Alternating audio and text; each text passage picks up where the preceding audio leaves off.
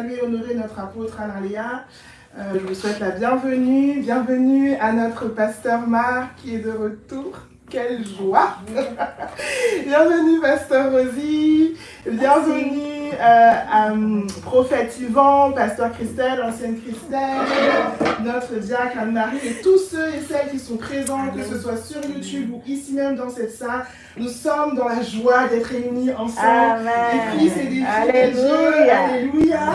On vient de passer un temps de louange, d'adoration merveilleux. Et on est vraiment reconnaissant à notre Père de pouvoir nous réunir et juste simplement l'adorer ensemble. Amen. Dans sa présence merveilleuse. Alors, avant de commencer, nous allons lui continuer à lui rendre grâce parce que nous avons commencé à lui rendre grâce, mais on va encore lui rendre grâce. Amen. Pour ce temps que nous allons passer ensemble, qui a déjà été prévu. Alléluia. Retelebunda kisotose de kotara ketelekun. Kalilolo reketusatara reketeya monde sudara. Roseteyebe. Père, merci. Merci papa, merci, merci, merci. Merci pour ce temps que tu avais prévu d'avance. Merci parce que tu es là en chacun et chacune de nous. Merci de nous avoir unis, réunis. Merci de nous avoir donné la vie. Amen. Nous sommes tellement reconnaissants, papa. Nous te célébrons, nous t'acclamons et nous te disons gloire. Amen. Amen. Amen. Waouh! Gloire à notre Père, à notre Dieu, notre amour. Il est parfait. Amen. Ce soir, j'ai la grâce, le privilège vraiment, hein, et la joie d'être là devant, de parler de notre vie, de notre Père, de notre frère Jésus, de notre guide le Saint-Esprit, de la Trinité, de Dieu l'être. Et on parle ensemble de lui. Nous avons vu que depuis le début de l'année, depuis le mois dans lequel nous sommes, c'est le mois de janvier, nous sommes dans le thème de l'identité en Christ. Et nous avons eu plusieurs messages donnés par notre pasteur Rosie et puis notre ancienne Christelle. Et puis aujourd'hui c'est mon tour. Et nous sommes donc le 16 janvier et bien sûr les messages, comme vous avez pu le constater, sont tirés de ce livre qui s'appelle « Comment tes journées avec Jésus ». Et c'est un dévotionnel écrit par notre apôtre, l'apôtre Alain Léa, et qui nous fait du bien et dans lequel on se réjouit chaque jour. Donc si vous ne l'avez pas encore, je profite, achetez-le, procurez-vous-le. Il est sur Amazon, en anglais et en français. Donc le titre d'aujourd'hui, c'est « L'histoire dans laquelle nous sommes ». L'histoire dans laquelle nous sommes. Et le texte de référence qui a été utilisé pour cette journée, c'est Éphésiens 2, au verset 10. Je vais le lire. « Car nous sommes l'ouvrage de Dieu, créé dans le Christ Jésus, pour accomplir les bonnes œuvres que Dieu a préparées à l'avance pour que nous les pratiquions. » Toutes les grandes histoires ont un protagoniste qui découvre sa véritable identité et son but. Vous vivez dans la plus grande histoire jamais racontée. L'histoire de rédemption et de restauration de Dieu. Votre identité ne se résume pas à ce que vous êtes. Elle dépend de l'histoire dans laquelle vous vous trouvez. Le mot « œuvre », poiema en grec, est à l'origine du mot « poème ». Vous êtes le chef-d'œuvre créatif de Dieu, sa poésie vivante dans le monde.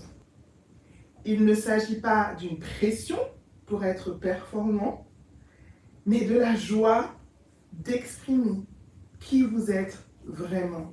Amen. Plus nous laissons Dieu nous envahir, plus nous devenons nous-mêmes.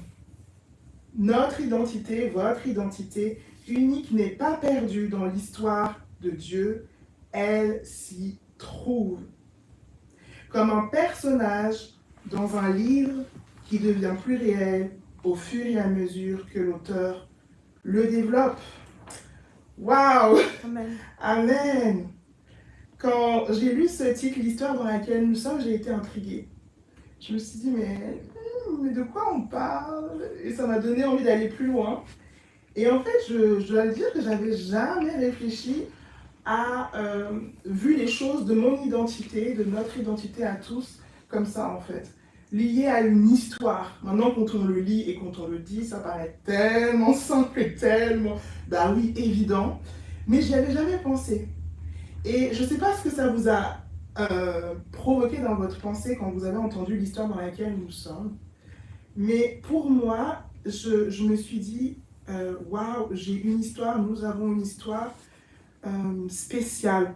Et j'ai tout de suite voulu savoir c'était quoi cette histoire. Alors j'ai vite lu et je suis tombée sur l'histoire de rédemption et de restauration de Dieu. Et j'ai dit mais oui, logique. Et puis après, les choses petit à petit se sont enclenchées. Et là, je réalise, pendant que j'ai lu, pendant qu'on a préparé, enfin que j'ai préparé ce temps, je réalisais que c'était tellement important cette histoire, de savoir en fait et de comprendre en fait que cette histoire de rédemption et de restauration, on en dépend totalement pour notre identité en fait. Et je me suis dit, mais on va pas seulement parler comme ça, parce que peut-être que donner cette information de cette façon-là, ça fait catégorique, et puis bon, bah au revoir tout le monde, bonne soirée, vous êtes au courant, vous devez être dans cette histoire, vous devez être d'accord avec moi. Non, on va parler un petit peu de l'histoire en fait. Pourquoi on parle d'histoire et qu'est-ce que ça remonte dans nos têtes, le mot simplement histoire. Moi, j'aime beaucoup aller, ceux qui me connaissent, sauf que j'aime bien aller, quand on me parle d'un sujet ou de quelque chose en particulier, j'aime bien vite aller sur internet pour chercher de quoi on parle. Et c'est ce que j'ai fait par rapport au mot histoire.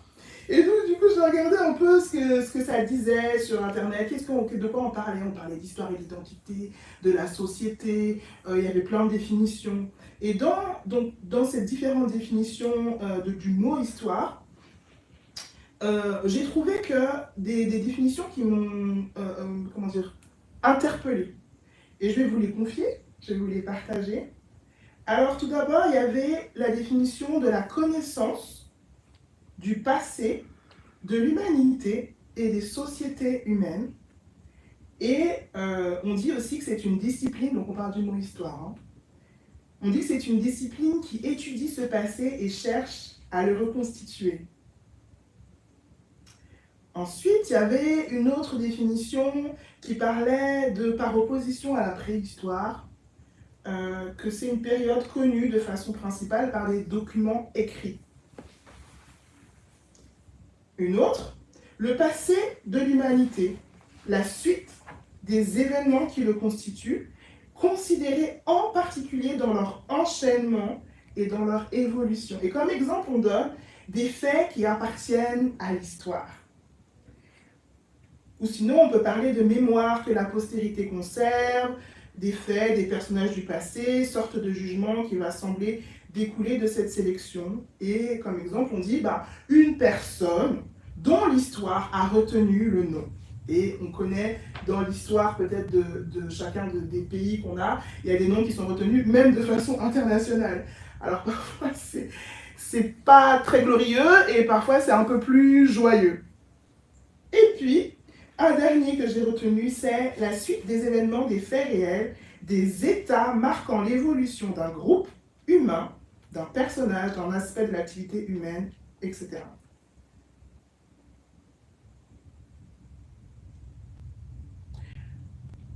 Quand on parle d'histoire, on peut tout d'abord aussi penser à une histoire, ou à les histoires qu'on raconte aux enfants avant qu'ils aillent dormir. On peut leur raconter une petite histoire, un conte de fées, ou un conte, pas de fées, un conte. On peut aussi dire que quelqu'un, celui-là, il fait toujours des histoires. Il pose des problèmes. Ou sinon, on peut parler comme on dit, la matière qui est enseignée à l'école, l'histoire de la Suisse, l'histoire de l'Égypte, l'histoire de l'Italie, bref, vous avez compris. Ou sinon, on peut parler aussi de l'histoire des faits spécifiques par rapport à une guerre. Par exemple, on parle de la guerre mondiale. On a aussi l'histoire de la vie de quelqu'un, qu'on peut appeler ça une biographie, ou quelqu'un qui écrit lui-même sur sa propre vie, qui fait un livre et qui raconte toute sa vie. Ça s'appelle une autobiographie. Et puis, il y a aussi les histoires de famille, les histoires familiales.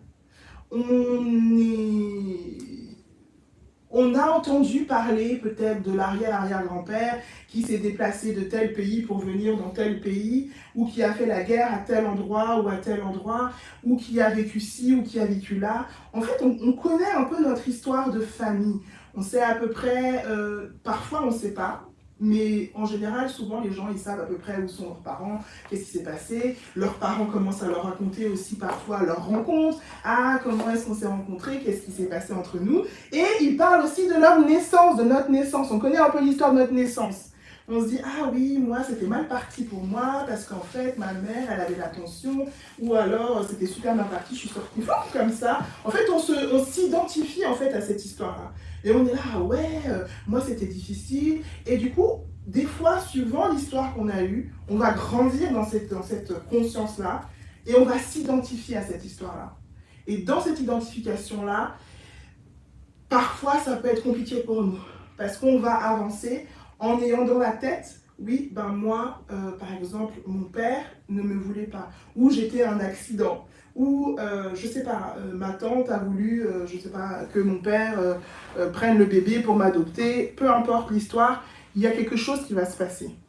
Et en fait, on va réaliser que toute l'histoire, par exemple familiale ou tout simplement à la internationale ou dans le pays, va comme en quelque sorte façonner notre comportement, façonner notre vie, façonner la façon dont on va se mouvoir, mais même comment on va penser en fait. Et du coup, je me disais, ah ouais quand même, c'est quand même important l'histoire. Parce que c'est pas juste un mot qui sort quelque part, l'histoire de rédemption et de restauration de Dieu, bim, si j'avais dit juste ça comme ça, on n'aurait pas trop allé plus loin. Mais là, maintenant qu'on commence à se rendre compte que l'histoire a un impact en fait sur la vie des gens, sur notre vie, sur notre façon de se mouvoir, sur notre façon de nous voir à nous,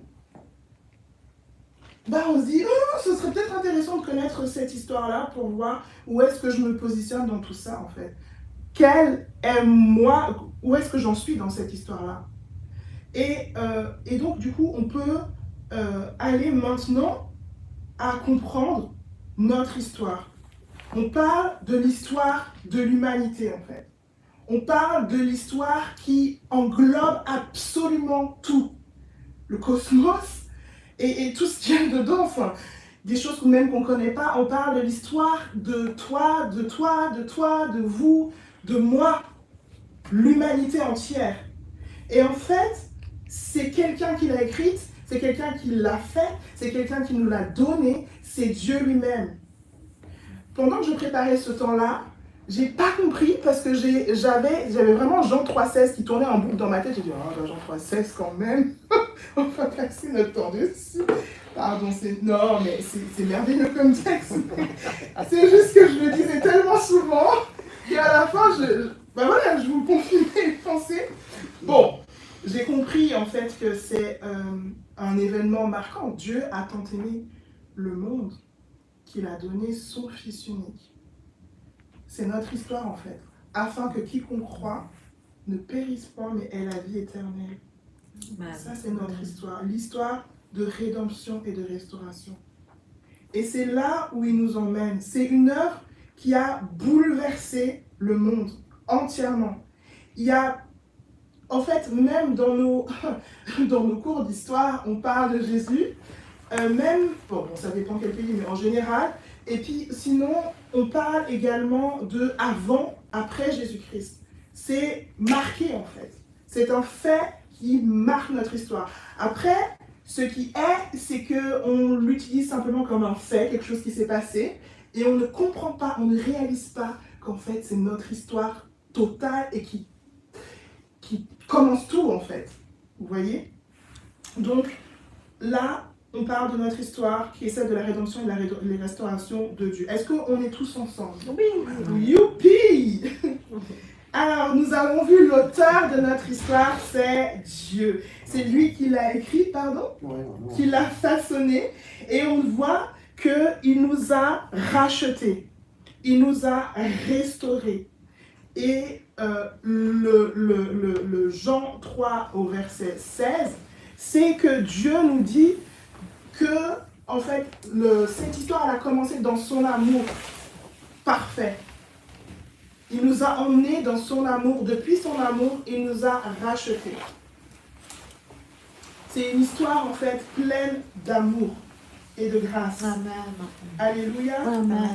On parle de restauration. Il nous a restaurés dans comment, en fait? On va le voir dans Éphésiens 2, avant le verset 10, parce qu'on a commencé par le verset 10, vous vous rappelez? On a commencé dans Éphésiens 2 au verset 10, qui parle de « Car nous sommes l'ouvrage de Dieu, créés dans le Christ Jésus pour accomplir les bonnes œuvres que Dieu a préparées à l'avance pour que nous les pratiquions. » On est parti de là. Maintenant, ce qu'on va faire, c'est qu'on va regarder un peu plus haut. Et en fait, on va voir le déroulement, un résumé de notre histoire, l'histoire de la rédemption et de la restauration. Alors, on va lire ensemble Éphésiens 2 au verset 1 et jusqu'à 10. Alors, vous qui étiez morts par vos offenses et par vos péchés, dans lequel vous marchiez autrefois selon le train de ce monde, selon le prince de la puissance de l'air, de l'esprit qui agit maintenant dans les fils de la rébellion. Nous tous aussi, nous étions de leur nombre, et nous vivions autrefois selon les convoitises de notre chair, accomplissant les volontés de la chair et de nos pensées, et nous étions par nature des enfants de colère comme les autres. Mais, il y a un mais, Dieu est riche en miséricorde. Qui est riche en miséricorde? À cause du grand amour dont il nous a aimés, nous qui étions morts par nos offenses, nous a rendus à la vie avec Christ. Amen. Et en fait, c'est notre histoire. Amen. C'est dans cette histoire qu'on se tient tous. Mais tous. Même ceux qui ne savent pas. Jesus, this is amazing. C'est juste énorme. Et il nous a ressuscités ensemble et nous a fait asseoir ensemble dans les lieux célestes en Jésus-Christ. Amen. Il y a une suite afin de montrer dans les siècles à venir l'infinie richesse de sa grâce par sa bonté envers nous en Jésus-Christ. Car c'est par la grâce que nous sommes sauvés par le moyen de la foi. Et cela ne vient pas de vous, c'est le don de Dieu. Ce n'est point par les œuvres afin que personne ne se glorifie, car nous sommes son ouvrage, ayant été créés en Jésus-Christ pour de bonnes œuvres que Dieu a préparées d'avance afin que nous les pratiquions. C'est énorme parce que c'est là, quand on met le contexte de l'histoire, on entend des Amen. Parce que je dis juste au début, car nous sommes l'ouvrage de Dieu. Oui, Amen. Mais quand tu commences à voir ton histoire, tu dis, mais en fait, avant c'était ça, et après je passe à ça. Ouh! Amen! Alléluia. C'est notre histoire! Alléluia! Et notre histoire, elle est résumée dans ce verset, et l'apôtre Paul, merci Père pour sa vie. En fait, on voit que cette histoire, c'est une histoire qui est cosmique, comme je l'ai dit, mais son impact, il est puissant, genre tout puissant, et éternel. Ça veut dire que il y a des faits dans l'histoire qui vont, dans l'histoire de notre terre et tout ça, de pays, etc., qui vont avoir un impact, mais qui peuvent être renversés. On a vu par rapport à des choses, par rapport au... je parle du racisme parce que c'est ce qui vient à la tête. On a vu Martin Luther King, tout ça. Il y a des choses qui changent en fait, qui peuvent être changées, tout ça. Mais là, quand on voit cette œuvre admirable, profonde, merveilleuse, alléluia, elle ne change pas et bam, son impact dure éternellement. Et c'est tout. Donc, alléluia. Amen. Cette histoire, c'est la plus grande qui ait jamais existé et il n'y en aura jamais d'autre. Il n'y a rien qui dépasse ça. Il n'y a rien qui va... En fait, ça englobe absolument tout. Tout le monde, de tous les temps, d'avant, d'après, milieu, pendant, je ne sais pas. Ça, tout est complet dedans. Et en fait, c'est en découvrant notre histoire, en fait, qu'on va découvrir qui nous sommes. Et ça, c'est quelque chose qui m'a profondément impactée. Pourquoi? Parce que c'est vrai que parfois, alors pas ici, Océane, non mais c'est vrai que parfois, au départ, tu sais juste que, donc là je parle de ce que j'ai pu vivre avant, d'accord? Tu peux juste entendre Jésus t'a sauvé, puis tu dis mais en fait, oui, merci, mais tu sais pas qui est Jésus, tu sais pas pourquoi il t'a sauvé, tu sais même pas que tu avais besoin d'être sauvé, tu sais pas en fait. Tu connais pas l'histoire. Donc si on te raconte pas l'histoire, tu peux pas t'identifier. Dis Jésus t'aime. Et puis les gens, t'es là, et alors merci.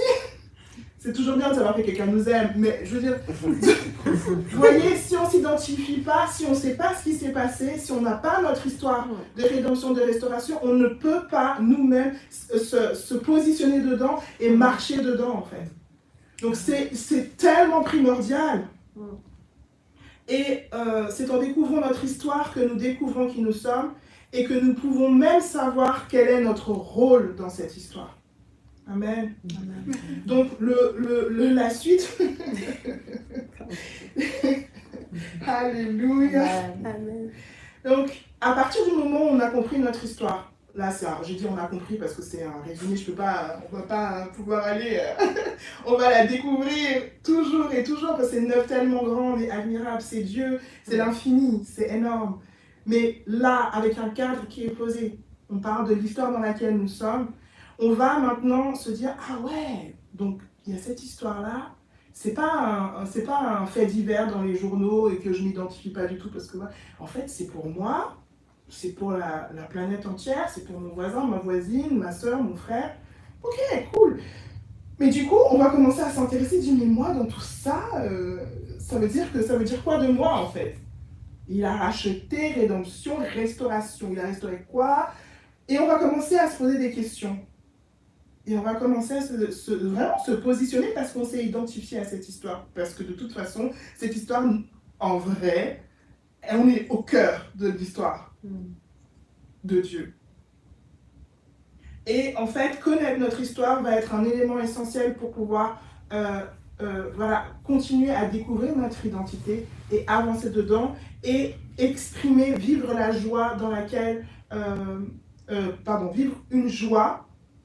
vivre dans la joie d'exprimer qui nous sommes vraiment. Voilà.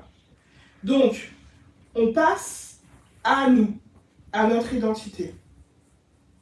On a vu que notre histoire, l'histoire dans laquelle nous sommes, je vais répéter, c'est l'histoire de rédemption et de restauration de l'humanité. Et c'est qui est l'auteur? C'est Dieu lui-même. Amen. On a tous suivi. Alors, c'est pas...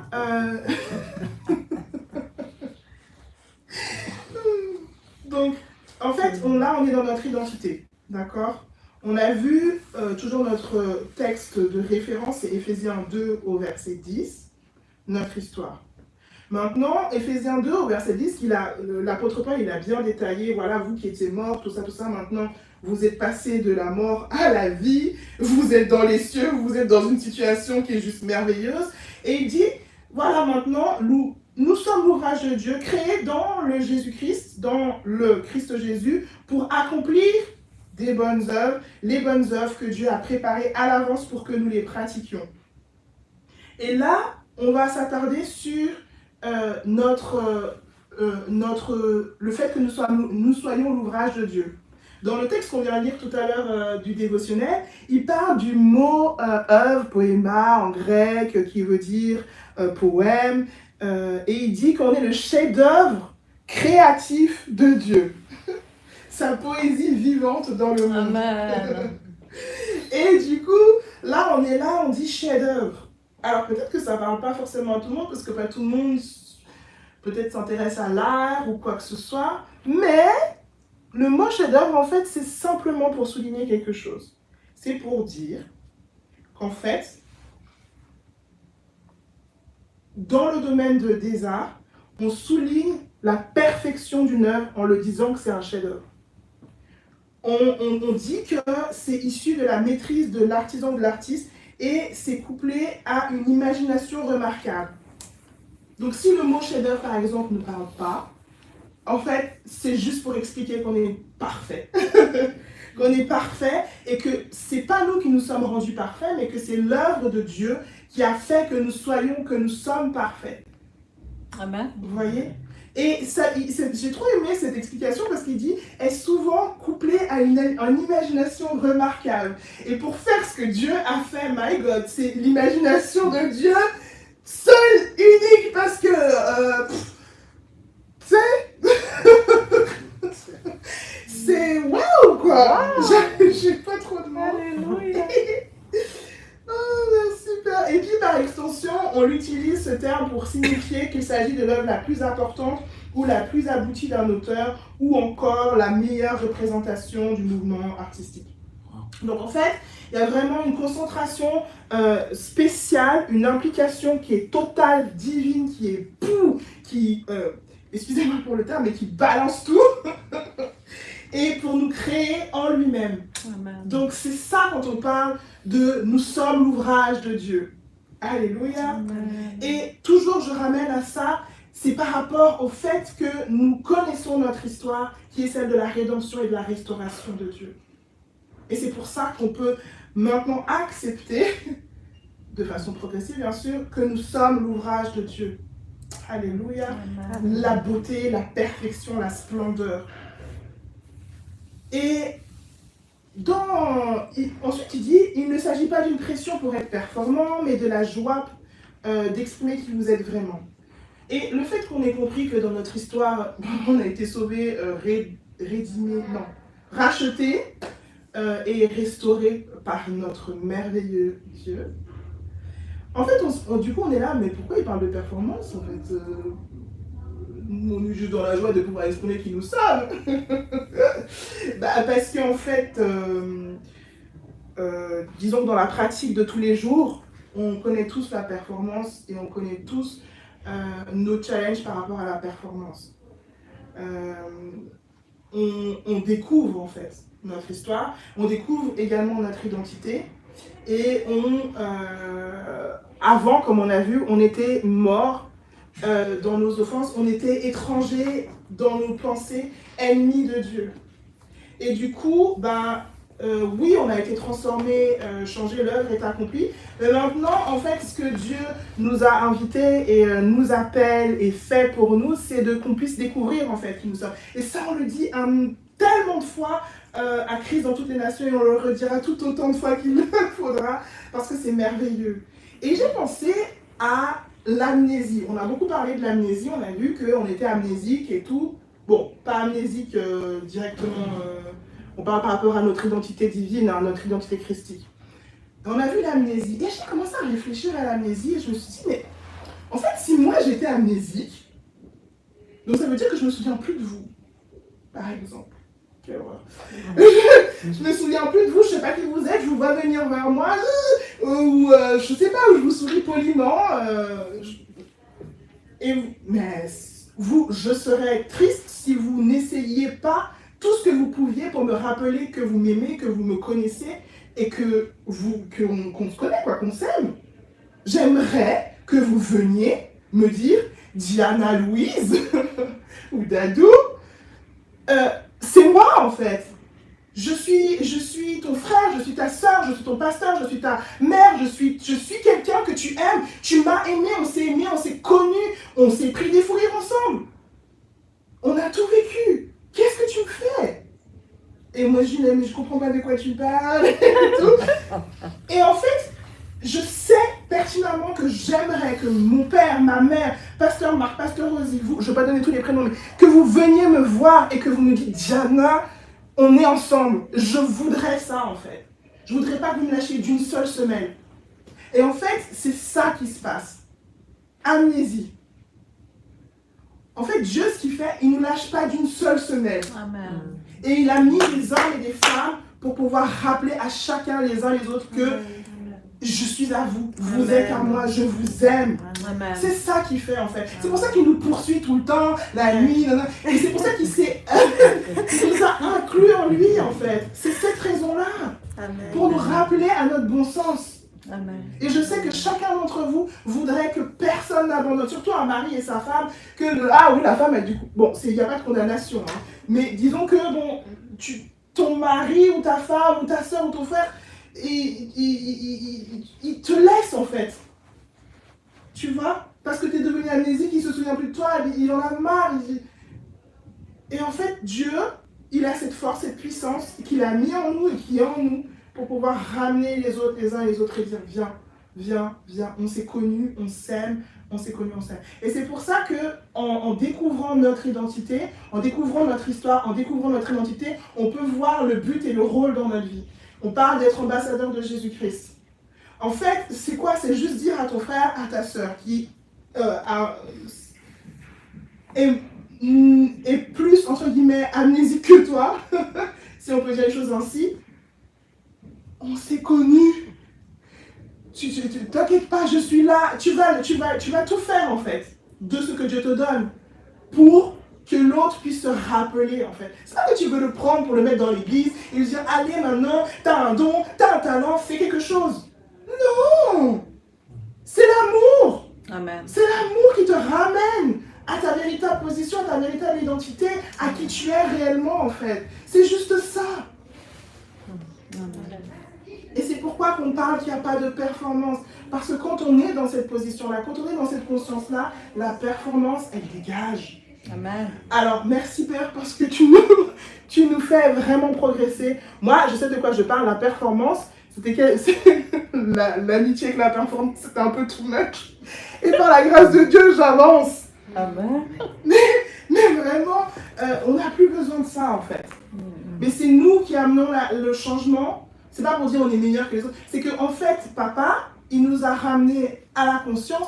Et le peu de conscience qu'on a nous permet de aller vers l'autre. Aimer, vivre ce qu'il y a à vivre. Et je ne sais pas si vous avez déjà vu quelqu'un qui perd un peu la tête. Parfois, on dit des personnes un peu démentes comme ça, ou qui ne savent plus trop où est-ce qu'elles sont. Elles sont un peu agressives ou parfois violentes. Et elles peuvent te mordre et tout. Bon, pas tout le monde, hein, mais il y a des situations assez compliquées. Et en fait,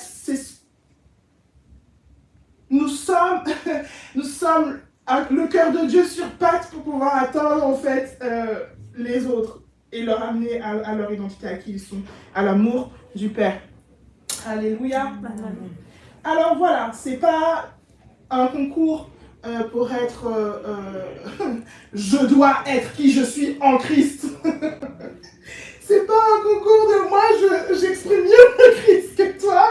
Moi dans la rue quand il y a quelqu'un qui est pas bien, moi je donne, moi je lui souris, moi je. En fait ça n'a rien à voir avec Christ quand tu fais ça. Enfin c'est pas, il faut pas mal le prendre, hein, mais disons qu'on se redresse un petit peu et on reste dans l'identité, l'amour. Et c'est vraiment lié à cela. Amen. Amen. Alors voilà, donc c'est dans cette histoire de rédemption, de restauration que nous découvrons notre identité et que nous vivons alors et en tant que chef-d'œuvre, en tant qu'ouvrage de Dieu, en tant que fils et fille de Dieu. Et de là en fait découlent les bonnes œuvres qui sont prévues d'avance. De là découle notre but. Et nous avons tous vu ici présent, et je pense, vous sur les réseaux sociaux, que vous avez déjà vu ça en fait. Et si vous ne l'avez pas encore vu, gloire à Dieu, vous allez le voir. Amen. Vous avez déjà vu que vous avancez en fait dans des œuvres qui sont prévues d'avance. Des choses que vous n'aurez jamais imaginé faire, moi présentement ici vous parlant. Voilà. Des choses que vous n'aurez jamais imaginé faire, des choses que vous n'aurez jamais imaginé vivre ou quoi, mais parce que vous découvrez votre histoire, vous découvrez que vous êtes racheté, vous découvrez la restauration, vous découvrez votre position, vous découvrez votre identité et quel est votre rôle dans cette histoire, et bien en fait vous faites des choses qui sont prévues d'avance et qui coulent. et qui bien sûr impacte votre génération, impacte les personnes qui vous entourent, impacte chacun et chacune et aide à revenir à la conscience de qui il ou elle est.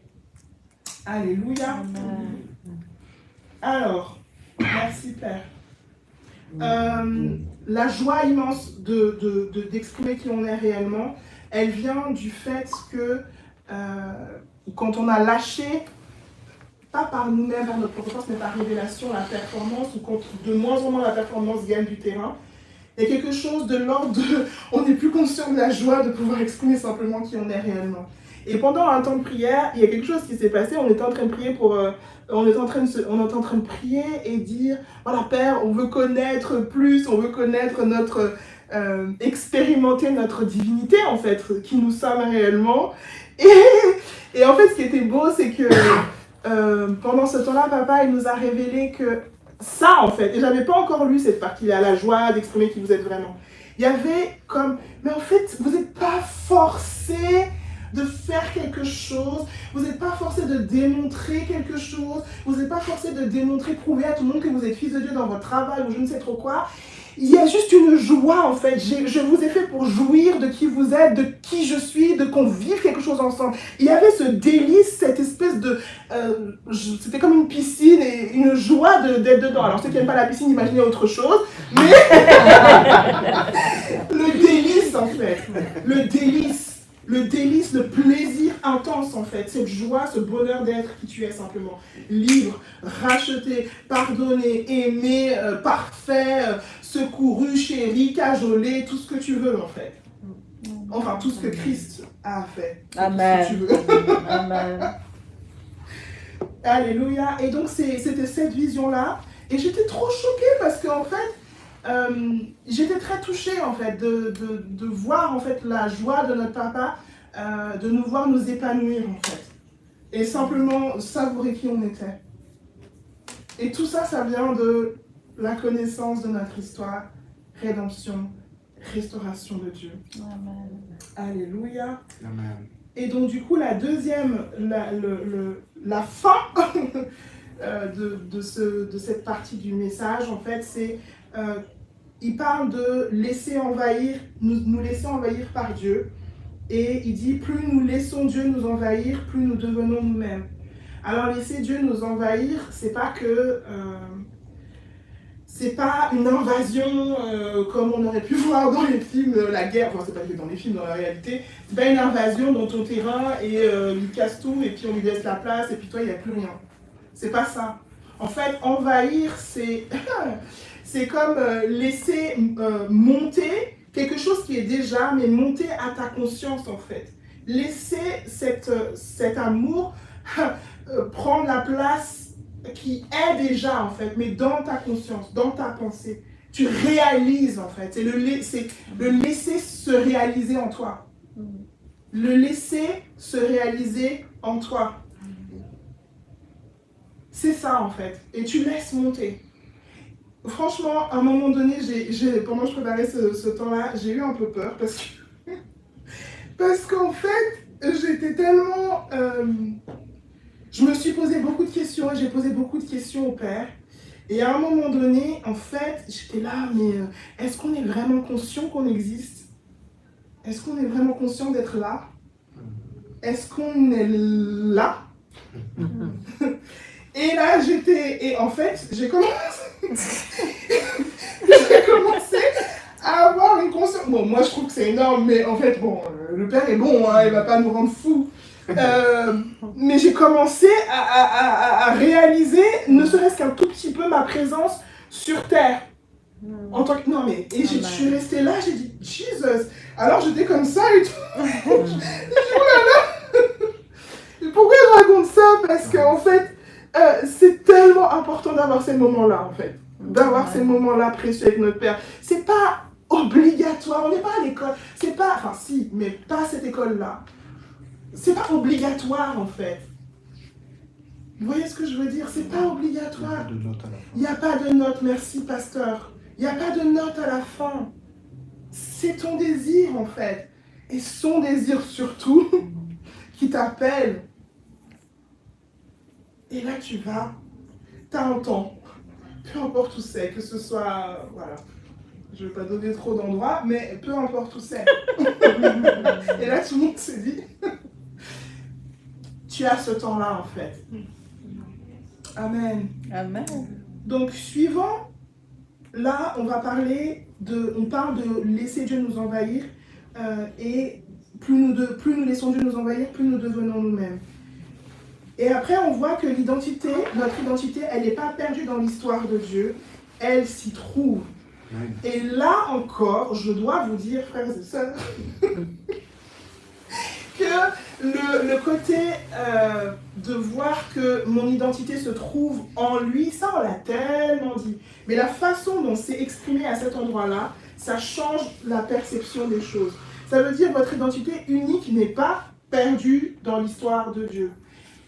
Quand l'apôtre Alain a écrit cela, c'est le Père qui nous dit, mais en fait, arrête de croire que quand tu es avec moi et que tu es en moi, tu es plus toi. Tu n'existes plus, que, enfin, je sais pas, tu es désagrégé, je sais pas. Tu existes, c'est là où tu existes en fait. C'est là où tu vis. Et en fait, avant, à un moment donné, j'ai pensé, je parlais avec le Père, je disais, ouais, j'avais peur parce qu'en fait, j'ai dit, là là, mais maintenant, moi, j'ai quand même envie d'exister. Je sais pas, j'ai l'impression que si je me perds, en fait, j'existe plus. Je sais pas, il y a un truc, j'ai l'impression que tout m'est pris, j'ai plus rien. Tu vas, quoi, tu vas marcher un peu comme un zombie. Non, en fait. Bon, si ça a été... Mais moi, j'ai des questionnements comme ça. Parce que j'avais pas envie de me retrouver... vous savez, on peut se dire des robots, ou des... Enfin, si à un moment donné j'ai eu envie, mais bon, bref, ça c'est autre chose. Mais après, en ayant découvert la liberté, en sachant qu'on est en Christ, je me suis dit, mais tu sais, ça fait peur cette union-là, en fait. Parce que tu te dis, mais est-ce que je vais encore exister, en fait? Est-ce qu'il y a quelque chose, comment je vais l'exprimer, en fait? Mais en fait, cette peur-là, elle est liée au fait qu'on a eu cette amnésie-là et qu'on était tellement loin, mais alors tellement loin dans nos pensées, tellement à côté de la plaque, qu'on a cru que par nous-mêmes on pouvait vivre tout seul et qu'on était bien tout seul en fait, séparés de Dieu dans nos pensées. Et donc on s'est habitué à la mort. Parce que la mort, c'est la séparation avec Dieu dans nos pensées. On s'est habitué à ça. On s'est tellement bien habitué que maintenant, de vivre, ça nous dérange. Ça nous dérange. C'est dur, c'est comme la rééducation. Tu t'es pris un gros accident. Tu dois réapprendre à marcher. Tu dois réapprendre à marcher, c'est compliqué. Tu as envie d'abandonner toutes les 5 secondes. Mais ça fait mal. Et tu et tu galères. Et tu dis, mais comment je suis censée être heureux là? Bah oui. Amen. Oui, parce que c'est garanti que tu vas marcher totalement et tu vas même courir. Amen. Voler. Mais c'est vrai, c'est une réalité. On en avait parlé avec Pasteur Rosy, la transplantation complète de notre identité, la transplantation du cœur. On a vu comment c'est difficile d'avoir un nouveau cœur. Galère. Et c'est pour ça qu'on est ensemble pour s'encourager. Et dans la joie. Alléluia. Amen. Merci Père. Et donc, on est dans notre identité, en fait, elle se trouve en lui. Et c'est là qu'on va redécouvrir qui nous sommes. On va redécouvrir ce qu'on a vécu auparavant en lui, avant la fondation du monde. On va redécouvrir notre identité en tant que fils, de fille de Dieu, esprit, qui a une âme et qui est dans un corps. On va expérimenter des choses extraordinaires qui ne sont pas forcément visibles à l'œil nu, qui ne sont pas forcément quelque chose où on a des sensations, mais c'est extraordinaire quand même, ce que l'on vit, parce qu'on retrouve en fait notre père, on retrouve notre frère, on retrouve notre famille.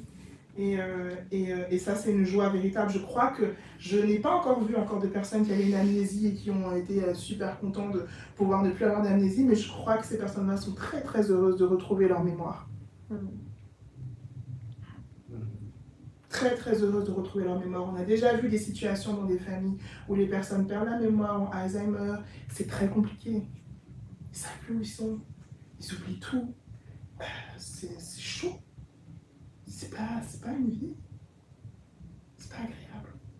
Alors nous rendons gloire à Dieu parce que nous avons cette opportunité merveilleuse de pouvoir nous redécouvrir en lui. Et c'est une personne unique que nous sommes en lui. C'est là que nous nous y trouvons. C'est là en fait qu'on retrouve la vie, notre identité. Alléluia. Et pour la petite anecdote par rapport à ça également, vous m'avez vu, j'ai des lunettes maintenant. C'était très compliqué pour moi de les mettre parce que en fait, justement, mon œil s'était habitué à compenser. Donc ça veut dire qu'il avait un effort pour essayer de voir correctement. Alors c'est une très petite correction, mais quand même, il faisait beaucoup d'efforts pour voir correctement. Et quand on m'a donné les lunettes sont censées nous aider à voir correctement et nous soulager, on peut se reposer, tout ça. Moi, c'était tout le contraire, ça m'a saoulée en fait. Parce que je me suis dit, oh là là, j'ai l'impression que ça m'empêche. Et puis en plus, quand c'est dans notre tête, on est déterminé à ce on a raison. Donc non, ça m'empêche, je crois pas que je dois les mettre, même si on nous conseille. mais avec beaucoup de tout ça, ouais, non. D'accord, alors tu les mets un peu, après tu les enlèves, parce que t'es pas habitué en fait. Et je suis trop contente, parce que ces derniers jours, quand je les ai enlevés, et que j'ai regardé, bon, je suis pas contente parce que j'ai eu mal à la tête, mais j'ai regardé cet écran-là, j'ai vu la différence, je dis, ah non, j'ai remis. Vous voyez? Mais je dois persévérer en fait à garder mes lunettes. C'est pas habituel pour moi. Vous comprenez là? Alléluia! Amen. Amen. Alors, nous allons terminer par ce verset. Nous tous. Donc 2 Corinthiens 3 au verset 18. Nous tous, qui le visage découvert, contemplant comme dans un miroir la gloire du Seigneur, nous sommes transformés en la même image, de gloire en gloire, comme par le Seigneur l'Esprit. Alléluia. Alors, juste quelques secondes, on a une réflexion aujourd'hui, et je crois qu'elle est tellement importante pour chacun d'entre nous. De quelle histoire vivez-vous? Comment le fait de vous considérer comme faisant partie du grand récit de Dieu pourrait-il changer votre façon de vivre aujourd'hui? Je nous laisse avec cette pensée, puis je nous invite à prier ensemble. Si vous voulez, vous pouvez le répéter après moi, ou sinon je parle toute seule.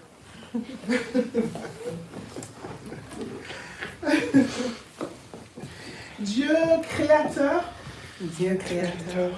merci d'avoir fait de moi ton œuvre. Merci d'avoir fait de moi ton œuvre. Aide-moi à voir ma vie comme faisant partie de ta grande histoire. Aide-moi à voir ma vie comme faisant partie de ta grande histoire. Permets-moi d'exprimer la poésie unique que tu as inscrite dans mon identité. Permets-moi de vivre cette identité unique que tu as inscrite dans mon identité. Amen. Amen. Alléluia, gloire à toi, Papa. Merci beaucoup, nous t'aimons et nous te glorifions. Amen. Alléluia. Alors, restez encore quelques secondes avec nous. J'ai quelques petites annonces. Vous pouvez vous asseoir, bien sûr. Quelques petites annonces. Prochainement, nous allons avoir la venue de l'apôtre Alain Léa en mars. Yeah!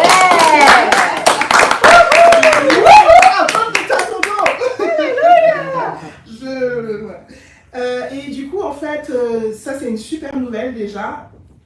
Parce qu'on voit rien qu'avec le dévotionnel comment on est comblé. Alors quand l'apôtre sera là, on va juste voler. Amen. Donc on a la conférence 2025 de Sian. Mais pas à l'étalage. Ne pas à l'étalage. On a la conférence 2025 de Sian qui est là, tout proche, c'est en mars, du 2 mars au 6 avril. Donc préparez vos agendas, il y aura beaucoup de temps précieux qu'on va passer ensemble. L'apôtre va nous enseigner, le thème c'est grâce ou performance, ou vivre libre en fait de la performance. Alléluia. Amen. Donc c'est un thème qui est vraiment précieux pour nous en ce moment-là. Et donc je nous invite tous et toutes à noter dans nos agendas du 2 mars au 6 avril 2025, la conférence 2025 ici à Sian. Tous les rendez-vous au niveau de tous les enseignements se feront ici, à l'ambassade de Sian. Alléluia! Et puis, bien sûr, pendant ce temps-là, nous aurons Proscuneo, la 2e édition. C'est du... Alléluia! C'est du 15 au 16 mars. Mettez dans vos agendas, vous allez avoir plus d'informations plus tard, mais on se réjouit déjà de ces moments passés ensemble et nous glorifions le Père. Alléluia. Demain matin, rendez-vous sur Telegram, pour tous ceux qui sont sur Telegram. À 6h du matin, nous aurons notre pasteur Christelle qui va nous enseigner également sur le thème de l'identité en Christ. Et ce sera sur le sous-thème de l'autorité de l'identité. Et puis, le 18 janvier, donc samedi, on aura le prophète Yvan, 6h du matin également, qui va nous enseigner sur la fraternité de l'identité. Alléluia. Et puis... Dimanche, nous aurons ici à l'ambassade de Sian, dès midi, car vous pouvez venir, notre pasteur Rosie qui va nous enseigner sur le courage de l'identité. Alléluia.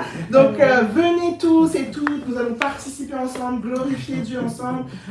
C'est vraiment un moment précieux qu'on va pouvoir expérimenter. Ne manquez pas ces moments-là, vous êtes tous et tous les bienvenus. 124 route de Chancy. On est à Genève.